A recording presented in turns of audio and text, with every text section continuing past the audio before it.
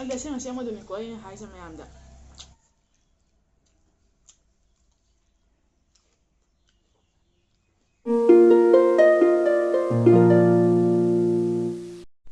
Hi everyone, welcome back to my channel. Ngasi mathel siga gandala ngaren ama leijare.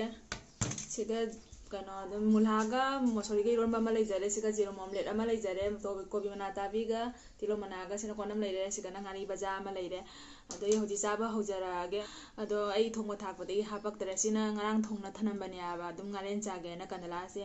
Ado hoji lokhacharage ahanba se gandala ngaren de hana lokhacharage. Na phame ngaren che.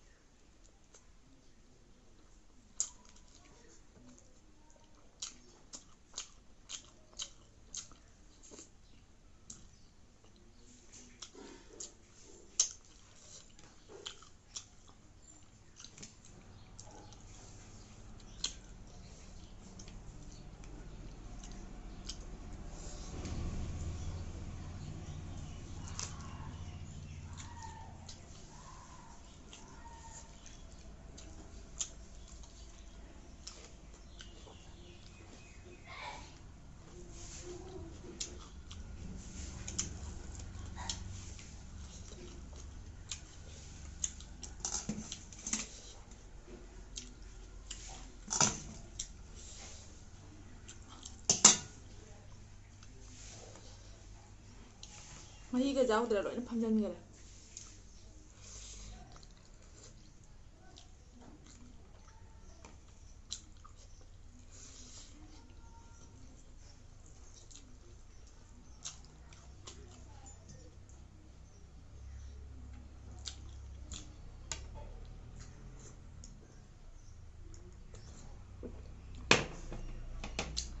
Ado mayam aidi nga thonga soidi ngari dum chaeba.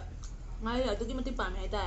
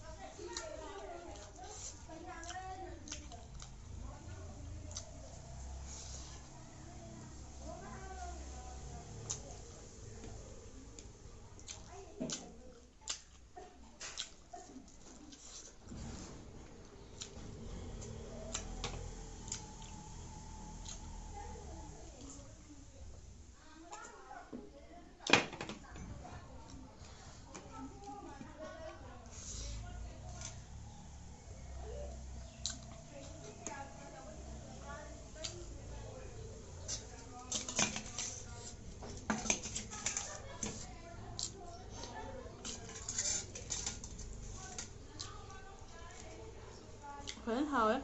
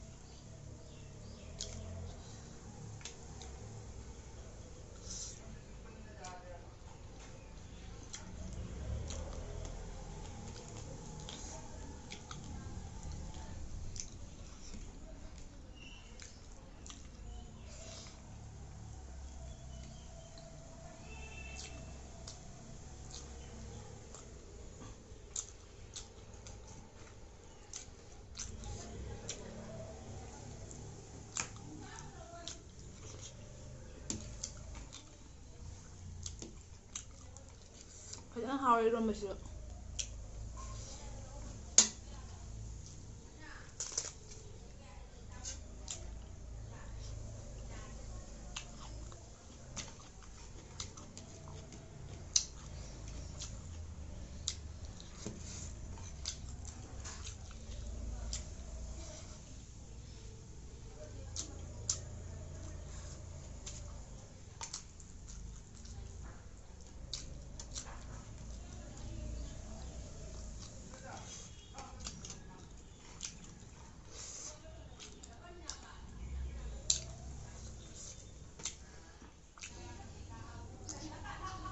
ꯐꯖꯅ ꯍꯥꯎꯔꯦ ꯏꯟꯖꯥꯡꯁꯦ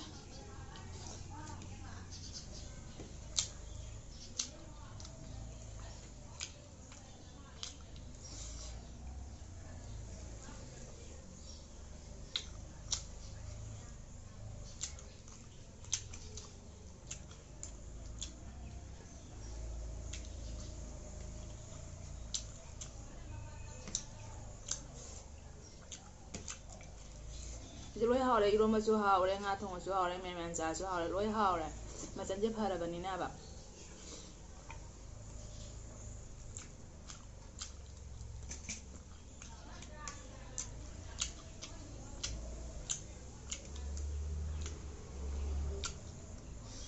ꯃꯃꯩꯁꯦ ꯃꯔꯨ ꯆꯥꯎꯋꯦ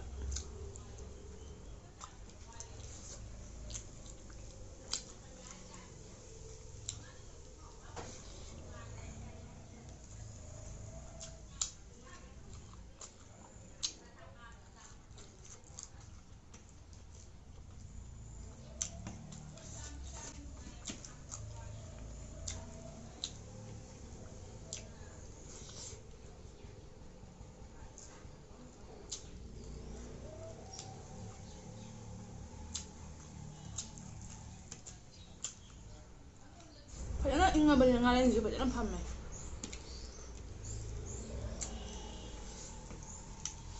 ꯑꯗ ꯃꯌꯥꯝꯅ request ꯇꯧꯕꯤꯔꯛꯄ ꯌꯥꯎꯋꯦꯕꯀꯣ ꯃꯃꯤꯡꯗꯤ ꯀꯥꯎꯔꯦ ꯃꯣꯃꯣ ꯆꯥꯕꯤꯔꯛꯑꯣ ꯍꯥꯏꯅ ꯑꯩ ꯑꯗꯨꯝ ꯁꯣꯏꯗꯅ ꯑꯩ ꯑꯗꯨꯝ ꯆꯥꯖꯔꯛꯀꯦ ꯑꯩꯈꯣꯏ ꯈꯨꯜꯂꯛꯁꯤꯒꯗꯤꯀꯣ ꯃꯣꯃꯣꯗꯣ ꯐꯪꯗꯕꯅꯤꯅꯕꯀꯣ ꯑꯗꯨꯅ ꯑꯗꯨꯝ ꯈꯔ ꯐꯔꯛ ꯇꯥꯏꯌꯦꯅ ꯍꯥꯏꯇꯥꯔꯦ ꯑꯗꯣ ꯑꯩ ꯆꯥꯔꯛꯀꯦ ꯅꯣꯡꯃ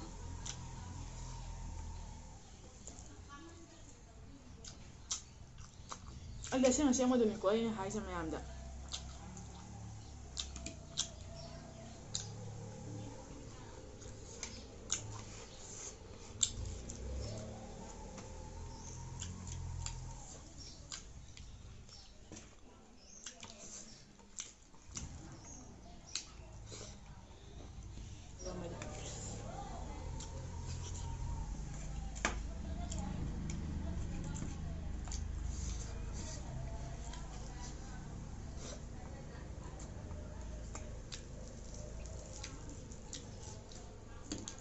ꯃꯇꯥꯡꯁꯤꯗ ꯚꯤꯗꯤꯑꯣꯁꯦ ꯁ꯭ꯋꯥꯏꯁꯤꯒ ꯂꯣꯏꯁꯤꯟꯖꯔꯒꯦ ꯅꯧꯅ ꯌꯦꯡꯕ ꯏꯆꯤꯟ ꯏꯅꯥꯎ ꯑꯣꯏꯕ ꯇꯥꯔꯒꯅ ꯁꯕꯁꯀ꯭ꯔꯥꯏꯕ ꯇꯧꯁꯟꯕꯤꯔꯣ ꯉꯁꯤꯒꯤꯗꯤ ꯕꯥꯏ ꯕꯥꯏ